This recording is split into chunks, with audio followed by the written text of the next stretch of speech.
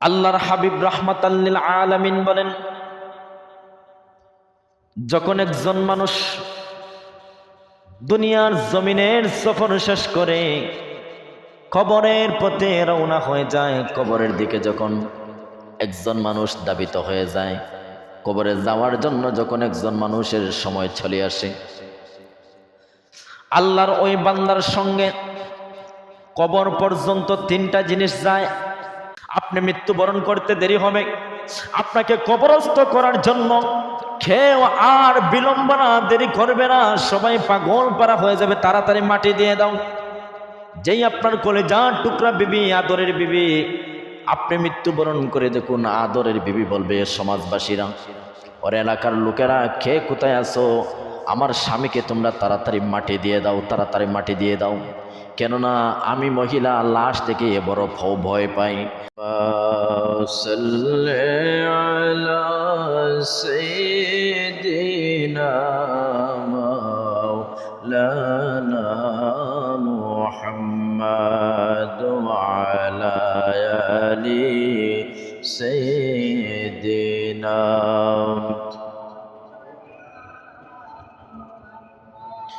দয়ার আল্লাহ দয়া করো, নসিব করো মদিনায়, মোদের সালাম পৌঁছাই দিও নূর নবীজির পাক রওজায়। আল্লাহুম্মা সাল্লি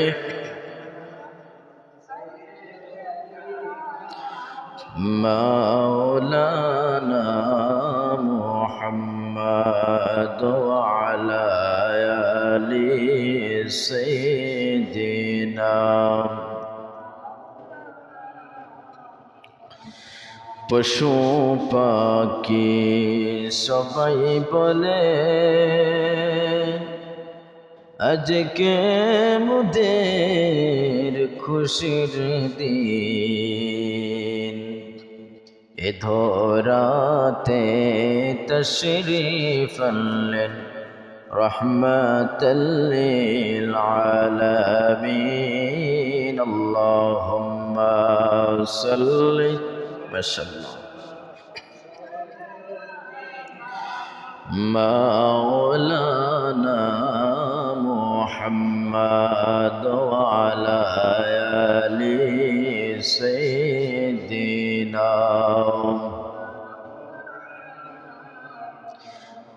দিবানিশি মনরে আমার, আর তৃষ্ণা রে যন্ত্রণা, তক্ত যদি ডানায় মুরার, যাইতাম সোনার মদিনায়। আল্লাহুম্মা সাল্লি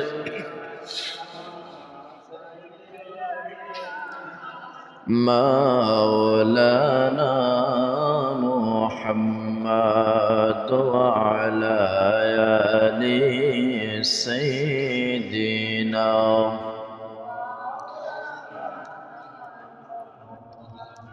আল্লাহ আল্লাহ আল্লাহু লা ইলাহা ইল্লাহু, আল্লাহ আল্লাহ আল্লাহু লা ইলাহা ইল্লাহু, আল্লাহ আল্লাহ আল্লাহু লা ইলাহা ইল্লাহু, আল্লাহ আল্লাহ আল্লাহু লা ইলাহা।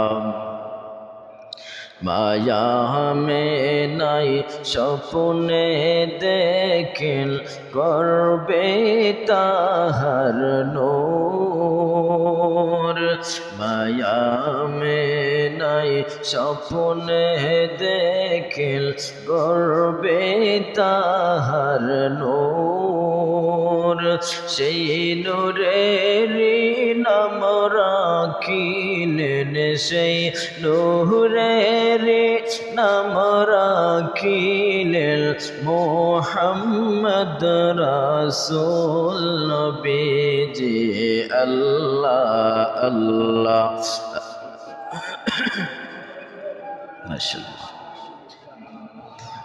ইল্লাহু আল্লাহ আল্লাহ আল্লাহু লা ইলাহা।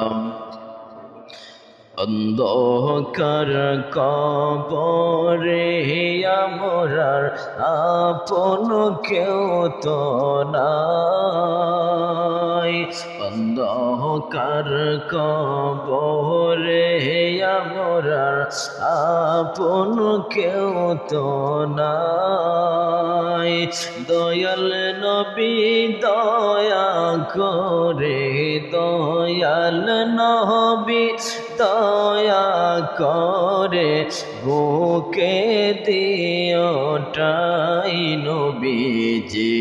আল্লাহ আল্লাহ আল্লাহু লা ইলাহা ইল্লাহু আল্লাহ আল্লাহ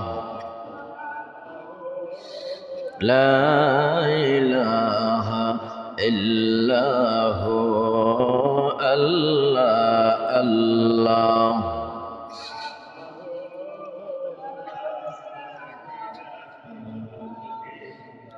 গুনাহগারের গুনাহ জোরে নবী দুরুদে আপনার,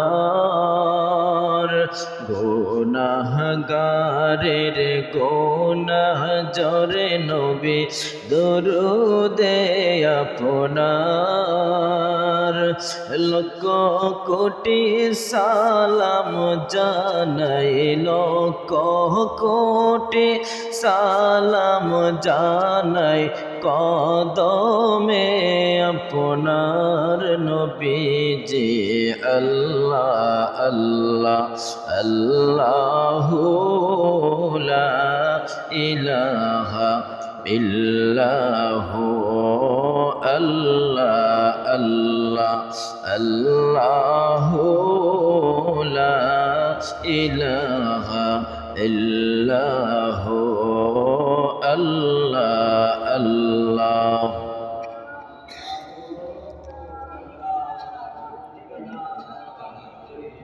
লা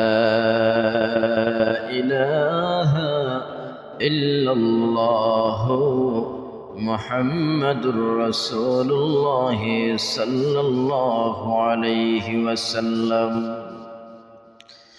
আলহামদুলিল্লাহ, ঐতিহ্যবাহী ৪ নং বাংলা বাজার কেন্দ্রীয় জামে মসজিদে আগত মুসল্লিন একরাম, উলামায়ে কেরাম, কলিজার টুকরা যুবক ভাইয়েরা,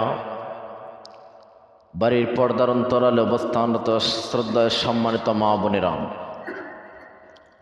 সর্বপ্রথম আমরা আল্লাহ সুবহানাহু ওয়া তাআলার দরবারে শুকরিয়া তান আদায় করি, যে মহান আল্লাহ রব্বুল আলামিন আমাদের সকলকে অত্যন্ত মায়া মহাব্বত করে সপ্তাহের শ্রেষ্ঠতম দিন, শ্রেষ্ঠতম সময়ে আল্লাহ পুরাটা সপ্তাহ আমাদেরকে সুস্থতার জিন্দেগির হায়াত দিয়ে আরও একটি শ্রেষ্ঠতম দিন আল্লাহ মসজিদে আসার বসার দুরুদ এবং জিকির পাঠ করার সুযোগ করে দিয়েছেন। সেই মহান মুনিবের আলিশানে করি আলহামদুলিল্লাহ। সম্মানিত প্রেসুদী,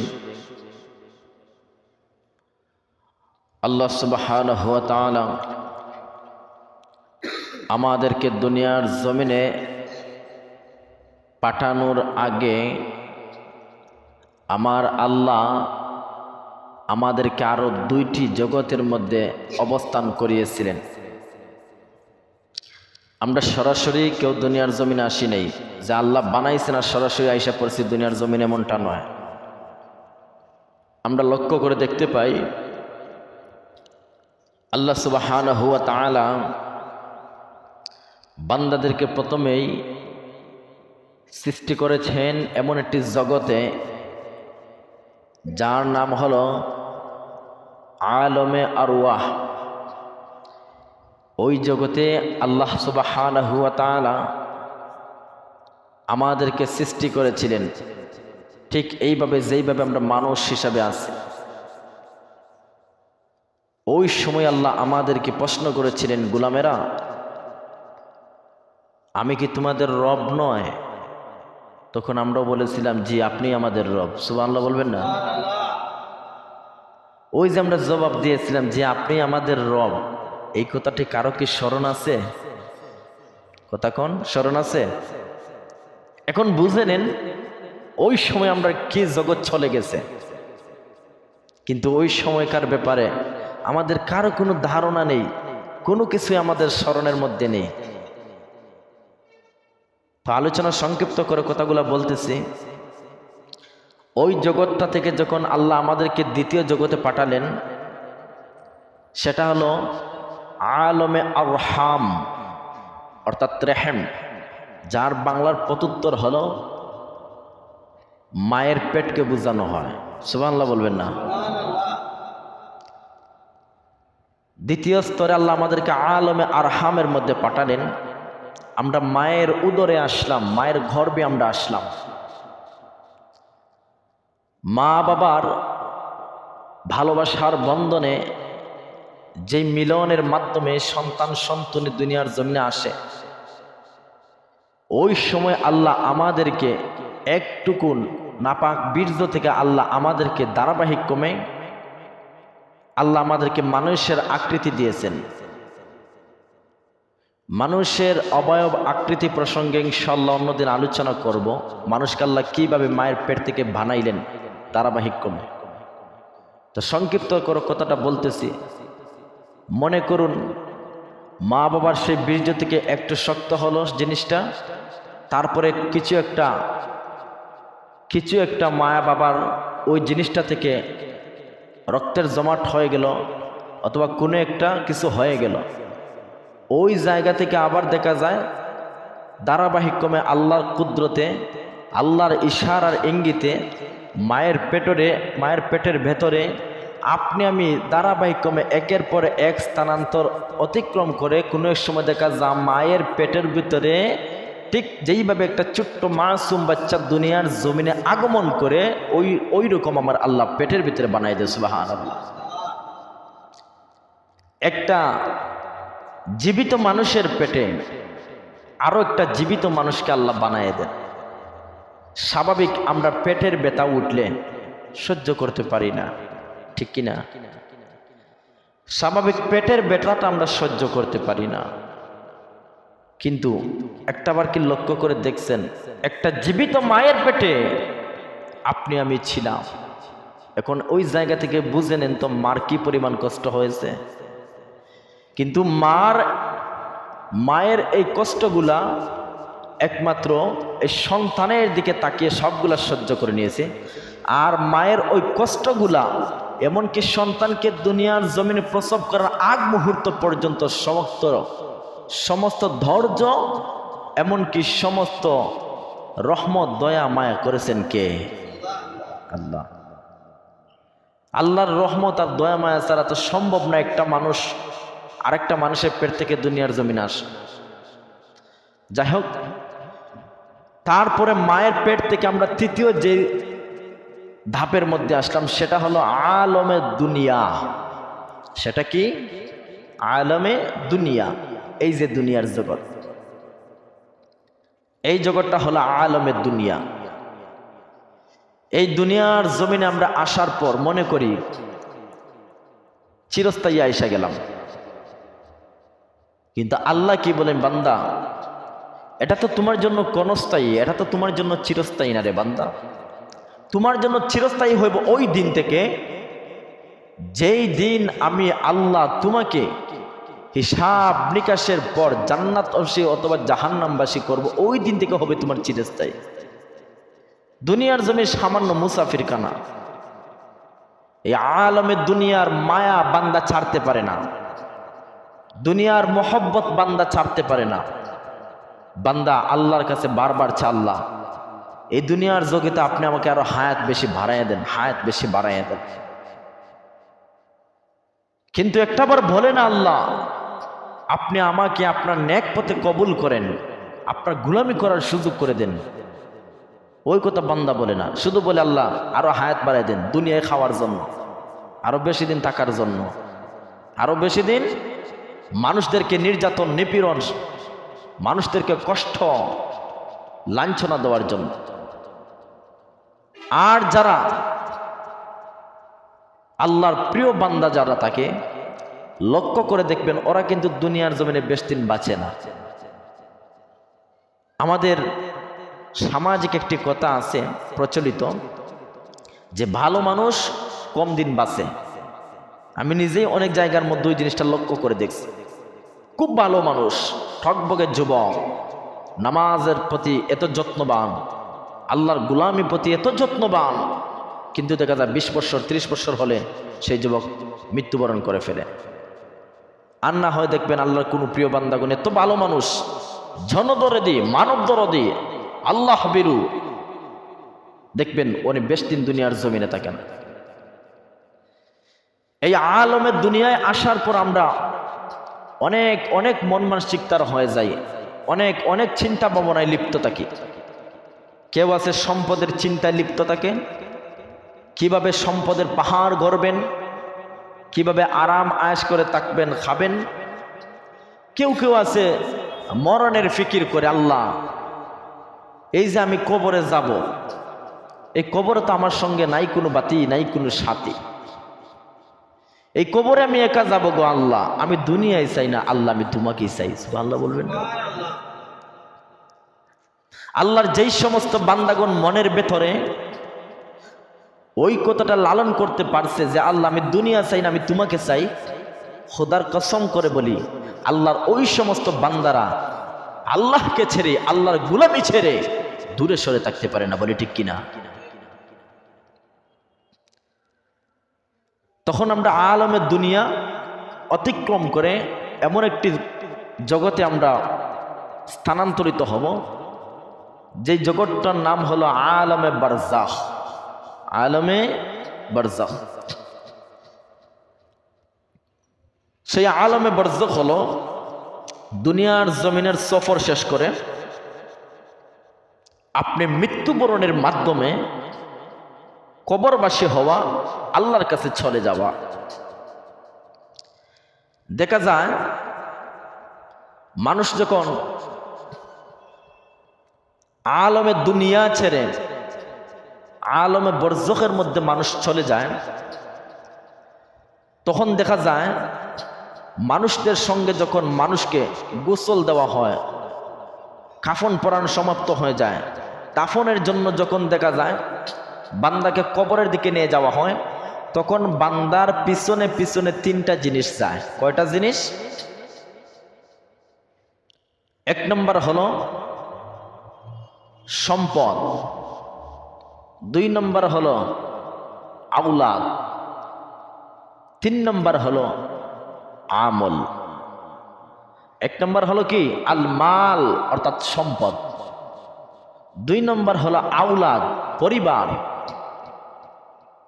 3 নম্বর হলো আমল। আল্লাহর হাবিব রাহমাতাল লিল আলামিন বলেন,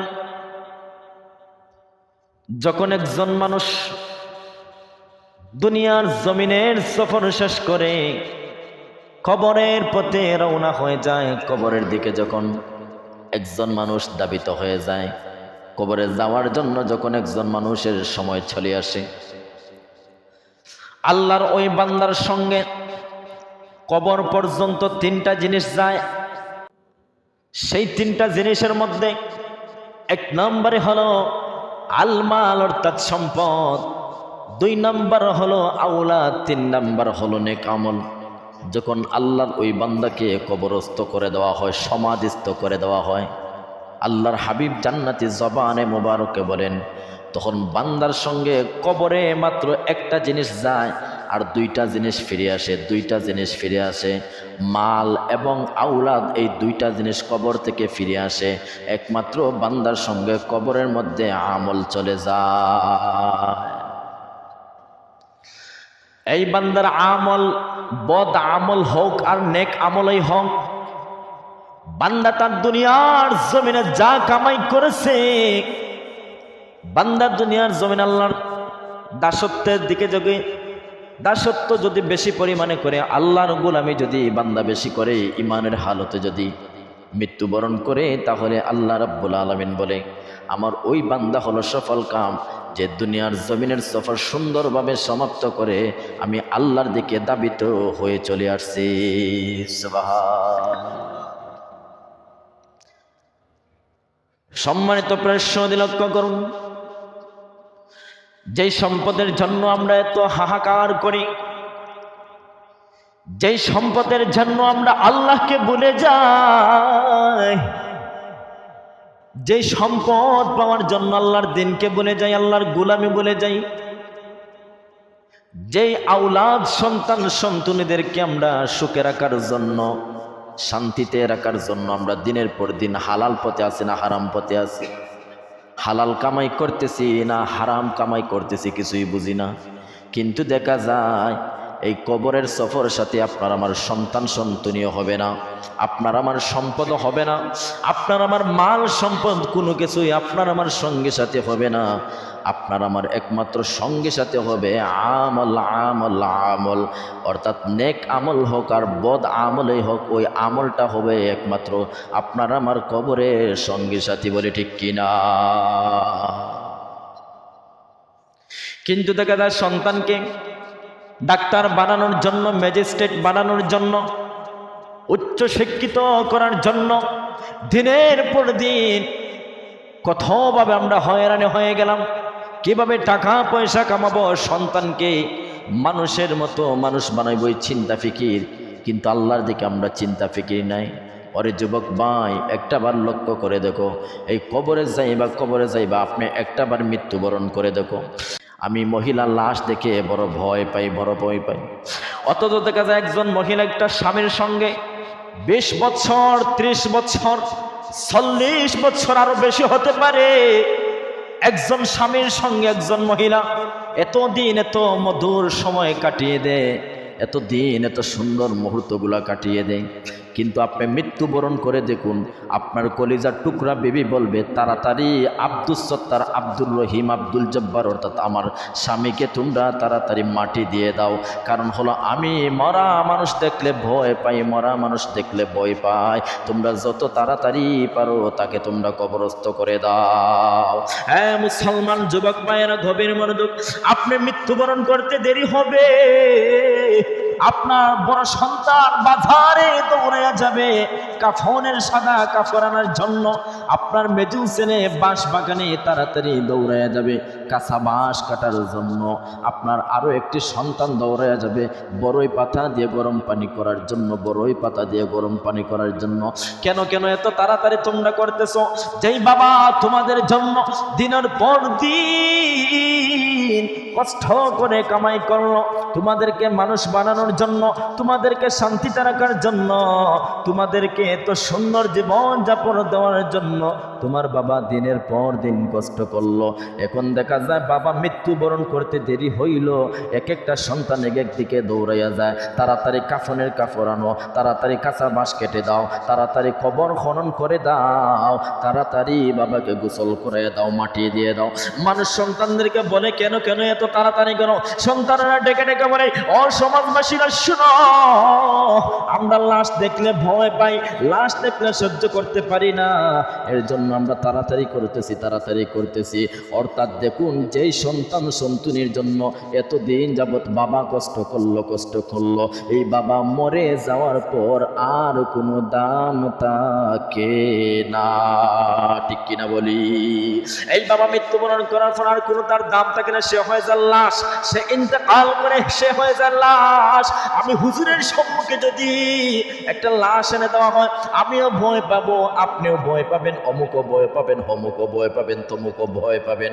সবাই কিন্তু লাশ দেখলে ভয় পায়, একজন জিন্দা মানুষকে দেখলে ভয় পায় না। এর জন্য যুবক ভাইরা, কলিজার টুকরা প্রিয় সুদে হাজিরিন লক্ষ্য করুন, এর জন্য দুনিয়ার জমিনের সন্তান বিবি বলে এত পাগল পারা হওয়ার দরকার নাই। আপনার পরকাল জীবন কেমন করে সাজাবেন সেই দিকে নজর দেন, সেই দিকে লক্ষ্য করুন, সেই দিকে লক্ষ্য করুন। আপনি যদি ঈমানের হালতে কবরস্থ হতে পারেন, আল্লাহর ডাকে সাড়া দিয়ে যদি ঈমানের হালতে আপনি কবরে যেতে পারেন, তাহলে হবেন আপনি সফল কাম, আপনি সফল কাম। আর যদি দেখা যায় আপনি ঈমানের হালতে কবরস্থ হতে পারেন না, তাহলে আপনার মতো গুনাহগার, আপনার মতো আল্লাহর নাফরমান বান্দা দুনিয়ার জমিনে হতে পারে নাই। আল্লাহ সুবহানাহু ওয়া তাআলা বলেন, আমার যে সমস্ত বান্দারা মৃত্যুবরণ করে কবরে আসবে, কবরে আসার পর যখন তাকে মানুষ কবরস্থ করে, মানুষ চলে যাবে, সবাই চলে যাবে, মানুষ যখন তাকে কবরস্থ করে যাবে, আল্লাহর ওই বান্দা কবরের মধ্যে একদম একা একা। যেই কবরের মধ্যে বান্দা একা একা, ওই কবর কিন্তু বান্দাকে প্রতিনিয়ত ডেকে ডেকে বলতো, বান্দারে আমি কবর হলাম একাকিত্বের ঘর, আমি কবর হলাম মাটির ঘর। ওরে বান্দা, তুমি একদিন আমি কবরের মধ্যে আসবা, আমি কবরের মধ্যে তুমি আসবা। এইভাবে আমাদেরকে প্রতিদিন ডেকে ডেকে বলেন, কিন্তু আমরা শুনতে পাই না, আমরা বুঝতে পারি না। যখন আমি আপনি কবরস্থ হয়ে যাব, একা একা হয়ে যাব, আমাদেরকে যখন কবরে রেখে আসবে, কথাগুলো সংক্ষিপ্ত করে বলতেছি, যখন কবরের প্রথম রাত আপনার আমার জন্য কেমন হবে শুনে আসুন। আল্লাহর হাবিব বলেন, কবরের প্রথম রাত ওইভাবে হবে। আল্লাহ সুবহানাহু ওয়া তাআলা মানুষদেরকে যখন কবরে রাখার পর দুইজন ফেরেশতা পাঠিয়ে দেন, যারা হবেন নীল চক্ষু বর্ণের বিশিষ্ট অধিকারী দুইজন ফেরেশতা। একজনের নাম হলো মুনকার, আরো একজন ফেরেশতার নাম হলো নাকির। এই দুইজন ফেরেশতার চক্ষু হবে নীল বর্ণের, দুইজন ফেরেশতা আসবেন বান্দাকে এসে। এই দুইজন ফেরেশতা ধার করে শোয়ানো থেকে বসাবেন, বসানোর পর বান্দাকে প্রশ্ন করবেন, মার রাব্বুকা। আল্লাহ ওই বান্দাকে প্রশ্ন করবেন, মার রাব্বুকা, অর্থাৎ তোমার রবকে। বান্দা যদি নেককার হয়ে থাকে, বান্দা যদি নেককার হয়ে থাকে, আমলদার হয়ে থাকে, আল্লাহর প্রিয় বান্দা হয়ে থাকে, বান্দা জবাব দিবে রব্বি আল্লাহ, অর্থাৎ আমাদের রব হলেন আল্লাহ, আমাদের রব হলেন আল্লাহ। হ্যাঁ মুসলমান, আওয়াজ দিয়ে বলতে হবে, আপনার আমার একমাত্র সৃষ্টিকর্তা, পালনকর্তা, রিজিক দাতার নাম কি? বান্দাকে দ্বিতীয় প্রশ্ন করা হবে, ওয়ামা দীনুকা, তোমার ধর্ম কি? বান্দা যদি নেককার হয়ে থাকে, ফেরেশতাদের সম্মুখে জবাব দেবে দীনি আল ইসলাম। আল্লাহ সুবহানাহু ওয়া তাআলা বলেন, ইন্নাদ-দীনা ইনদাল্লাহিল ইসলাম। আল্লাহু আকবার। বান্দাকে প্রশ্ন করার পর হবে, মা দীনুকা, বান্দা যদি নেককার হয়ে থাকে, বান্দা বলবে দীনি আল ইসলাম। 3 নম্বর প্রশ্ন করা হবে, মা কুনতু তাকুলু ফি হাযার রাজুল। বান্দাকে প্রশ্ন করা হবে ব্যক্তি সম্পর্কে, তোমার অভিমত কি, তোমার ধারণা কি? ওনাকে কি তুমি চিনো? ওনাকে কি তুমি চিনো? ওনাকে কি তুমি চিনো? যদি আল্লাহর নেককার বান্দা হয়ে তাকে জবাব দেবে হুয়া রাসূলুল্লাহি সাল্লাল্লাহু আলাইহি ওয়াসাল্লাম। আল্লাহর হাবিব প্রসঙ্গে আল্লাহ রাব্বুল আলামিন কোরআনের মধ্যে বলেন, মুহাম্মাদুর রাসূলুল্লাহ। আল্লাহু আকবার। যদি বান্দার নেককার হয়ে থাকে, বান্দার সম্মুখে যখন নূরুন নবী, হায়াতুন নবী মুহাম্মাদুর রাসূলুল্লাহ সাল্লাল্লাহু আলাইহি ওয়াসাল্লামের চেহারার আকৃতি তুলে ধরা হবে, বান্দাকে প্রশ্ন করা হবে, বান্দা তখন নেককার হয়ে দিলে জবাব দিয়ে দিবে। আল্লাহর তরফ থেকে প্রশ্নের জবাব আসবে, ও রহমতের ফেরেশতা, কাজ করো, আমার বান্দার এই সমস্ত কবরটাকে তোমরা জান্নাতের বাগানে পরিণত করে দাও। বান্দার কবরের বিছানাকে জান্নাতের বিছানা বানিয়ে দাও। বান্দার শরীরের পোশাক তোমরা জান্নাতের পোশাক বানিয়ে দাও। বান্দার কবর থেকে নিয়ে জান্নাত পর্যন্ত জানালার কানেকশন শুরু করে দাও। আল্লাহু আকবার। বান্দা যাতে কবর থেকে জান্নাতের সমস্ত নিয়ামতগুলো ভোগ করতে পারে, বান্দা যাতে কবর থেকে জান্নাতের সমস্ত নিয়ামতগুলো পায়, এইভাবে যখন আল্লাহ ঘোষণা করে দিবেন, তাহলে তারপরে আসবে বদকার বান্দার কবরের সওয়াল জবাব। বদকার বান্দাকে প্রশ্ন করা হবে, মার রাব্বুকা মা দীনুকা মা কুনতু তাকুলু ফি হাযার রাজুল।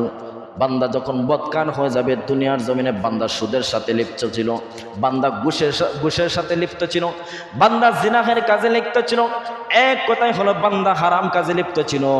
মরণের সময় বান্দা বেঈমান অবস্থায় মারা গেছে। ওই বান্দা তখন কবরের সওয়াল জবাবের সময় বলবে, লা আদিরি লা আদিরি লা আদিরি। ফেরেশতার সম্মুখে বলবে, আমি কিছুই জানি না, আমি কিছুই জানি না, আমি কিছুই জানি না। আল্লাহর তরফ থেকে জবাব আসবে, হ্যাঁ রহমতের ফেরেশতা, কাজ করো, আমার বান্দাকে তোমরা কবরটাকে জাহান্নামের গর্ত বানিয়ে দাও, বান্দার শরীরের মধ্যে জাহান্নামের পোশাক পরাইয়া দাও। বান্দাকে তোমরা এমন একটি কাজ করো, বান্দার কবর থেকে নিয়ে জাহান্নাম পর্যন্ত একটা দরজার কানেকশন শুরু করে দাও, যাতে করে বান্দা ওই কবর থেকে নিয়ে জাহান্নামের সমস্ত আযাব কষ্ট কি অনুমান করতে পারে। এই সমস্ত কিছু একমাত্র রাজত্বের অধিকারীকে। আল্লাহর হাবিব বলেন, কবরে আযাব হবে তো কঠিন থেকে কঠিন, এত ভয়ঙ্কর, যেই কবরের আযাব একমাত্র জিন এবং মানুষ, এই দুই শ্রেণীর মানুষেরা জানতে পারে না, বুঝতে পারে না, দেখতেও পারে না। আল্লাহর হাবিব রাহমাতাল লিল আলামিন বলেন, জিন এবং মানুষ ছাড়া আল্লাহর আর যত সৃষ্টি আছে, সৃষ্টিরাজি আছে, আর সমস্ত সৃষ্টিরাজিগণ কবরের আযাবের শব্দ শুনতে পায়, এমনকি কবরের আযাব পর্যন্ত দেখতে পায়। দেখবেন একটা গুরুস্থানের উপরে, একটা কবরের উপরে যখন আপনি একটা গরু অথবা ছাগল আপনি বেঁধে দিবেন ঘাস খাওয়ার জন্য, হঠাৎ করে দেখবেন গরুটা লাফালাফি করতেছে, লাফালাফি করতেছে, তখন বুঝেই নিতে হবে ওই কবরের মধ্যে শাস্তি হইতেছে। আল্লাহর হাবিব বলেন, জিন এবং মানুষ জাতিরা কেন কবরের আযাব সম্পর্কে সরাসরি দেখতে পারে না? কেন তাদের কোনো মনের মধ্যে কবরের আযাব সম্পর্কে ধারণা আসে না? জানোনি, যদি তারা কবরের আযাব দেখত, তাহলে তো আল্লাহ রাব্বুল আলামিন ওই কথা কেন বললেন, আল্লাযী খালাকাল মাউতা ওয়াল হায়াতা লিয়াবলুয়াকুম আইয়ুকুম আহসানু আমালা। বান্দা নেক আমল দুনিয়ার জমিনে অনেক আগ থেকে শুরু করে দিত, কিন্তু আমার আল্লাহ এই দুনিয়ার জমিনে মুসাফির খানা বানাইছেন। আল্লাহ এই দুনিয়ার জমিনে বান্দাদেরকে আল্লাহ পরীক্ষা করার জন্য পাঠাইলেন। আল্লাহর যেই সমস্ত বান্দারা আইয়ুকুম আহসানু আমালা, নেক আমল করবে, নেক আমলের প্রতি ধাবিত হবে, সুন্দর আমল করবে, সুন্দর আমল করে যারা কবরস্থ হবে তাদের কবরের আযাব থেকে আল্লাহ মাফ করে দিবে। আর যারা এই দুনিয়ার জমিনের পরীক্ষার কেন্দ্রের মধ্যে ফেল করে যাবে, তখন বান্দার জন্য কবরের মধ্যে আযাব তৈরি করে রাখছেন কে?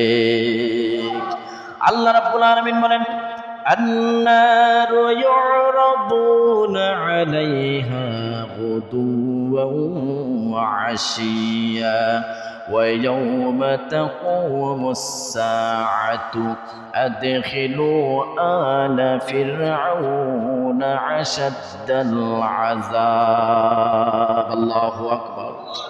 আল্লাহ রাব্বুল আলামিন বলেন, আগুনের সামনে তারা সকাল সন্ধ্যায় উপস্থিত হবে। যেদিন কিয়ামত সংগঠিত হবে, সেদিন বলা হবে ফেরাউনের পরিবারকে কঠোরতম শাস্তি প্রবেশ করাও, কঠোরতম শাস্তি দাও। আল্লাহ রাব্বুল আলামিন সকাল এবং সন্ধ্যায় তাদেরকে কঠিন শাস্তির সম্মুখীন করবে, কঠিন শাস্তির সম্মুখীন করবে।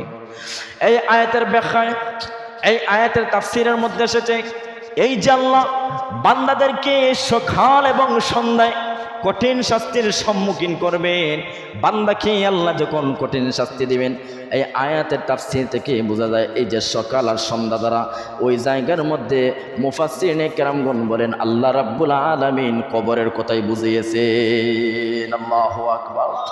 সকাল এবং সন্ধ্যা শাস্তির কথা এই আয়াতের ব্যাখ্যায় আল্লাহ কবরের আযাবের কথা আল্লাহ ওই জায়গার মধ্যে বুঝিয়েছেন। আপনি কোরআনের মধ্যে সরাসরি কবরের আযাব প্রসঙ্গে পাইবেন না, বিভিন্নভাবে বিভিন্ন ইঙ্গিতে বিভিন্ন প্রাসঙ্গিক আয়াতের অনুসারে আল্লাহ এই কবরের আযাব প্রসঙ্গে আমাদেরকে আল্লাহ সতর্ক বার্তা দিয়েছেন।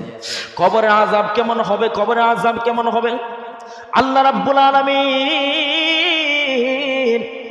একজন বদকার আল্লাহ নাফরমান বান্দার জন্য কবরের মধ্যে এমন একজন ফেরেশতা নিযুক্ত করবেন, কবরের মধ্যে এমন একজন ফেরেশতা আল্লাহ নিযুক্ত করে দিবেন, যেই ফেরেশতা হলেন খানা, যেই ফেরেশতা হলেন বুবা, যেই ফেরেশতা কানেও শুনে না, যেই ফেরেশতা কানে শুনে না এবং খানা, ওই ফেরেশতাকে আল্লাহ রাব্বুল আলামিন কবরের আযাবের জন্য নিযুক্ত করে দিবেন। এখন একটা জিনিস আপনি ওই জায়গা থেকে অনুমান করুন, লক্ষ্য করুন, অনুধাবন করুন। আপনি আমি যে কোনো, আমি বলা আমার ব্যাপারে আমি বলতেছি, আমি যদি খানা থাকি আর ওইদিকে যদি আমি খানেও শুনি না, আমার সম্মুখে যদি একজন মানুষকে এনে দেওয়া হয়, আমি তাকে বারবার পিটাতে থাকবো, বারবার তাকে পিটাতে থাকবো। তার চিৎকার চেঁচামেচি আমি কোনো কিছু শুনবো না, কোনো কিছু শুনবো না। কারণ হলো আমি কানে শুনি না। তার প্রতি আমার কোনো দরদ লাগবে না, মায়াও লাগবে না। তাকে আমি প্রহার করতেছি, আঘাত করতেছি। আল্লাহর ওই বান্দা বারবার চিৎকার করে বলে, আমাকে আপনি ছেড়ে দাও, আমাকে আর পিটাইয়েন না, আমাকে আর মাইরেন না। আমি ব্যথা পাই, আমি কষ্ট পাই, কিন্তু আমি কানে শুনি না। আমি সে যতই চিৎকার চেঁচামেচি করুক না কেন, তার কথা আমি বিন্দু পরিমাণ শুনবো না। কেননা আমি কানে শুনি না। আবার দেখা যায় আমি চোখ দ্বারা কোনো কিছু দেখি না, অন্ধ মানুষ। বান্দাকে আমি বারবার পিটাতে আঘাত করতে, প্রহার করতে এমন একটা অবস্থা করে ফেলেছি, তাকে আঘাত করতে তার এই শরীরের মাংসগুলাকে আমি ছিন্ন বিচ্ছিন্ন করে দিয়ে, দেখা যায় তার হাড্ডিটা পর্যন্ত আমি সবগুলা পিটাতে ছিন্ন বিচ্ছিন্ন করে দিতেছি। আল্লাহর ওই বান্দার এত বেশি পরিমাণে শাস্তি আমি দিতেছি, কিন্তু তাকে যে আমি মেরে ফেলতেছি আমি দেখতেছি না। কেননা আমি কানা। এর জন্য মুহাদ্দিসিনে কেরামগণ বলেন, আল্লাহ রাব্বুল আলামিন বদকানের কবরের জন্য এইরকম একজন নিযুক্ত ফেরেশতা নিযুক্ত করবেন, যিনি কানে শুনেন না, আবার চোখ দ্বারা দেখেন না। এইরকম একজন ফেরেশতা আল্লাহ রাব্বুল আলামিন বদকারের কবরের জন্য নিযুক্ত করবেন। উনি বারবার তাকে পেটাবেন, বারবার তাকে শাস্তি দিবেন। বান্দা বলবে, আমাকে মাফ করে দাও, আমাকে ছেড়ে দাও। উনি কিছুই জানবেন না, উনি কিছুই বুঝবেন না। হাদিসে মুবারকের মধ্যে এসেছে, তাকে এমন ভাবে প্রহার করা হবে, এমন ভাবে আঘাত করা হবে, যেই মুগুরটা এত পরিমাণ বাড়ি। আল্লাহর হাবিব বলেন, যেটা দিয়ে কবরের আযাবের শাস্তি দেওয়া হবে, যেই লাঠি অর্থাৎ যেই মুগুর দিয়ে কবরের আযাব শাস্তি দেওয়া হবে, ওই মুগুরটা দিয়ে যদি দুনিয়ার জমিনের পাহাড়ের মধ্যে একটা বার আঘাত করা হইতো, একটা বার প্রহর করা হইতো, এই দুনিয়ার জমিনের পাহাড় চূর্ণ বিচূর্ণ হয়ে যেত। আল্লাহু আকবার। এই দুনিয়ার জমিনের পাহাড় চূর্ণ বিচূর্ণ হয়ে যেত, কিন্তু সেই মুগুর দ্বারা, সেই লাঠি দ্বারা আল্লাহ রাব্বুল আলামিন কবরের মধ্যে বদকার বান্দাকে পেটাবেন। এখন বুঝে নেন যে ফেরেশতা আঘাত করতেছেন, এই ফেরেশতা আঘাতের ফলে দেখা যায় দুনিয়ার জমিনের পাহাড় চূর্ণ বিচূর্ণ হয়ে যায়। পাহাড় সাধারণ কোনো বিষয় নয়, পাহাড় অনেক বড় থাকে, কিন্তু আপনি আমি মানুষ মাত্র 3 থেকে 4 হাত লম্বা হব, আপনি আমি 6 থেকে 7 ফুট, বেশি হলে 5 ফুট হব। এর উপরে আমাদের আবায়ের দেহ আর নাই।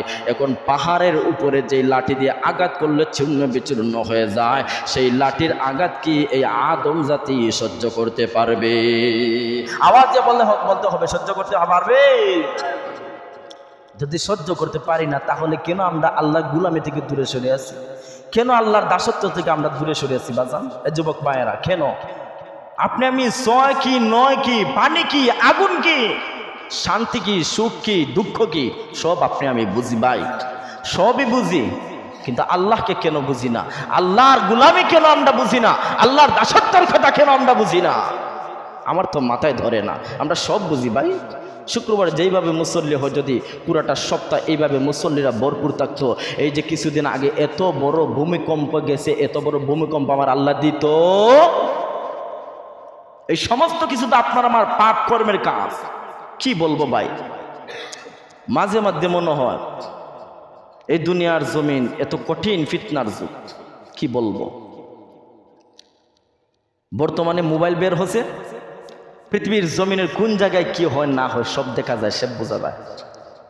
আপনারা যারা মোবাইল ইউজ করেন, অবশ্যই কিছুদিন আগে একটা ঘটনা দেখেছেন, যার নাম হলো বাউল আবুল সরকার। তার কথা কেউ শুনছেন? যদি প্রকৃত মুসলমান হয়ে থাকে, প্রকৃত ইমানদার হয়ে থাকে, এই বাউল সরকারকে যেই জায়গার মধ্যে পাবে, আমি মনে করি ওই জায়গার মধ্যে কতল করে দেওয়া হয়ে যাও। বাউল অর্থ কি? প্রস্রাব। বাউল অর্থ কি? বলবেন না? বাউল অর্থ কি? সেসব প্রস্রাব সরকার, প্রস্রাব শিল্পী, সেসব প্রস্রাব পেশা। সে আমার আল্লাহকে নিয়ে, যেই আল্লাহ সৃষ্টিকর্তা, রাজত্বের অধিকারী পৃথিবীর জমিন, সে আল্লাহকে নিয়ে সে একটি খারাপ ধরনের, এই কথাটা আমার জবান দিয়ে বলতে খুব ভয় লাগতেছে। এটা আকীদার বিষয়, ইমানের বিষয়। সে খুব কঠিন একটি কথা বলল আমার আল্লাহকে নিয়ে। আবার দেখতে পাইলাম যে সূরা নাসের অনুবাদ করতেছে। আরেকটা ভিডিও দেখতে পাইলাম, সে সূরা নাসের অনুবাদ করতেছে, কুল আউযু বিরাব্বিন নাস, মালিকিন নাস, ইলাহিন নাস, এরকম বলতে বলতে যায় বলে আল্লাহ নিজেই তো কোরআনের মধ্যে বলতেছে সূরা নাস। নাউযুবিল্লাহ বলবে না? বলে আল্লাহ তো নিজে কোরআনের মধ্যে বলছে সূরা নাস। দেখুন কত বড় জাহিল, কত বড় ঘণ্ড মূর্খ, কোরআনের আয়াতের ব্যাখ্যা করতেছে। সে বলতেছে আল্লাহ নিজে বলতেছে নাস। এমনকি ওই জায়গার মধ্যে সূরা নাসের মধ্যে আরো জানে কি বলতেছে, আমার পুরাটাই মনে নাই। কেননা এই সমস্ত জিনিসগুলো মনে না রাখাই ভালো, কেননা ওইগুলা থেকে মানুষকে দুর্বল করে দেয় ইমান। আর ওরা তো ইমানদারও না। আহা, ওরা যে কোন হালতে মৃত্যুবরণ করবে। একদিকে তো গান বাজনা হারাম, গান বাজনা তো হারাম, আর সে হারামের সঙ্গে আর কত বড় ধরনের হারাম কাজ করতেছে, কত বড় ধরনের জাহান্নামে হলে সে এমন কাজ করতে পারে। এর জন্য সম্মানিত প্রিয়, শুধু ওই দিকে যাচ্ছি না, সময়ের সংকীর্ণ, আমার মূল আলোচনার মধ্যে চলে আসি। এই হলো কবরের শাস্তি, কবরের আযাব। কবরের মধ্যে আপনাকে যখন একে রাখা দেওয়া হবে, কবরের মধ্যে আপনি, এখন শীতের দিন, আপনি আমি কত আরামের লেপ তোশক নিয়ে গায়ের মধ্যে, শরীরের মধ্যে দিয়ে শুয়ে পড়ে থাকি, কিন্তু কবরের মধ্যে দেখা যায় শুধু মাটি থাকবে, সেই মাটি থেকে ঠান্ডা, সেই মাটি থেকে ঠান্ডা। এখন আমরা ঠান্ডা সহ্য করতে পারি না, দামি দামি আমরা লেপ তোশক ব্যবহার করি, কিন্তু সেই কবরের মধ্যে যদি আপনি আরামে থাকতে চান, তাহলে অবশ্যই অবশ্যই আল্লাহর গোলামির দরকার আছে না নাই? এর জন্য সম্মানিত প্রিয় সুধী লক্ষ্য করুন, এই কবর হবে সাপ বিচ্ছুর কবর। এই কবরের মধ্যে দুজকি যারা হবে, আল্লাহর নাফরমান বান্দা যারা হবে, তাদেরকে এমন একটি সাপ এসে আক্রমণ করবে, তাদেরকে এমন একটি সাপ এসে দংশন করবে। হাদিসে মুবারকের মধ্যে এসেছে, এই সাপের শ্বাস যদি দুনিয়ার জমিনে একবার মাত্র ফেলতো, তাহলে দুনিয়ার জমিনের যত কিছু সবুজ গাছপালা আছে সবগুলাই ধ্বংস হয়ে যেত। আল্লাহু আকবার। এই সাপ, কবরের যে সাপ, সে যদি একবার দুনিয়ার জমিনে তার শ্বাসটা ফেলতো, দুনিয়ার জমিনে যা কিছু সবুজ আছে সবগুলা সাদা হয়ে যেত অথবা মরে যেত, আর কোনো কিছু সাদা মানে সবুজ থাকতো না। এখন বুঝুন তার পাওয়ার কতটুকুন ছিল। সে এই আপনার আমার দুনিয়ার জমিনে সাপের মতো এই 2 হাত 3 হাত লম্বা নয়, সে বিশাল বড় সাপ থাকবে। সে আপনাকে বারবার চুবল মারবে, বারবার দংশন করবে। আপনি অন্ধকার কবরের মধ্যে একা একা চিৎকার চেঁচামেচি করতে থাকবেন। ওই দিন আপনার আশেপাশে আর কাউকে পাবেন না। একমাত্র পাবেন যদি আল্লাহর গুলামি করে আপনি দুনিয়ার জমিন থেকে বিদায় নিয়ে কবরস্থ হতে পারেন। একমাত্র ওই দিন আপনার ওই নেক আমল আপনার সঙ্গী সাথী হিসাবে পাইবেন। তখন ওই নেক আমল আপনাকে আল্লাহকে সুপারিশ করে আল্লাহর ওই সমস্ত আযাব থেকে নেক আমল বাঁচিয়ে আপনার কবরকে জান্নাতের বাগান বানিয়ে দিবে। সুবহানাল্লাহ। এর জন্য সম্মানিত প্রিয় সুধী, দুনিয়ার জমিনে যখন আমরা স্বজ্ঞান আছে ভাই, স্বজ্ঞান থাকা অবস্থায় আমরা বুঝতে হবে আমাদের পরকালের জন্য আমরা কি সংগ্রহ করতেছি, পরকালের জন্য আমরা কি প্রস্তুতি নিচ্ছি, সেটা আপনাকে আমাকে এখনই বুঝতে হবে। আমি তো প্রায় বলি রে ভাই, মৃত্যুর কোনো গ্যারান্টি নাই। রাস্তার মধ্যে বের হব, হঠাৎ করে গাড়ি অ্যাক্সিডেন্ট করে মারা যাব, হঠাৎ করে পেটের মধ্যে ব্যথা শুরু হবে, সেই ব্যথা থেকে নিয়ে আমি মারা যাব, আর না হয় হঠাৎ করে মাথা ঘুরুন্ডি দিয়ে পড়ে মারা যাব। মৃত্যুর কোনো গ্যারান্টি নাই। কিন্তু আল্লাহর হাবিব বলেন, মৃত্যুর আগে তোমরা মৃত্যুর জন্য প্রস্তুতি গ্রহণ করো, মৃত্যুর জন্য নেক আমল করো, ঈমানের সহিত মৃত্যুবরণ করার জন্য তোমরা প্রস্তুতি গ্রহণ করো, আর আল্লাহর কাছে তোমরা সবসময় ফরিয়াদ করো, ওগো আল্লাহ, কবরের আযাব থেকে, কবরের এই সমস্ত কঠিন আযাব থেকে আমাদেরকে আপনি রেহাই দেন। আল্লাহুম্মা আউযু বিকা মিনাল কবরি। আল্লাহর হাবিব আমাদেরকে এই দোয়া শিখাই দিয়ে গেছেন যে কবরের আযাব থেকে বাঁচার জন্য, কবরের আযাবের ফিতনা থেকে আমরা বাঁচার জন্য, কবরের আযাব সাধারণ আযাব নয় রে ভাই, এই দুনিয়ার আযাবের মতো কোনো আযাব হতে পারে না। এই যে কত এক্সাম্পল দিলাম, কত ব্যাখ্যা দিলাম, এই জায়গা থেকে বুঝে নেবেন কবরে আযাব হবে কঠিন থেকে কঠিন, কঠিন থেকে কঠিন। এর জন্য আপনি আমি কবরে আযাব থেকে বাঁচতে চাই কি চাই না? হাত তুলে বলি বাঁচতে চাই কি চাই না? আল্লাহ আমার সমস্ত মুসল্লিদের কামকে তুমি কবরে আযাব থেকে বাঁচার তৌফিক দাও বলে আমিন। আল্লাহ যাটুকুন আলোচনা করলাম তা অনুযায়ী আমাদের সকলকে আমল করার তৌফিক দাও বলে আমিন। ওয়া আখির দাওয়ানা আলহামদুলিল্লাহি রাব্বিল আলামিন।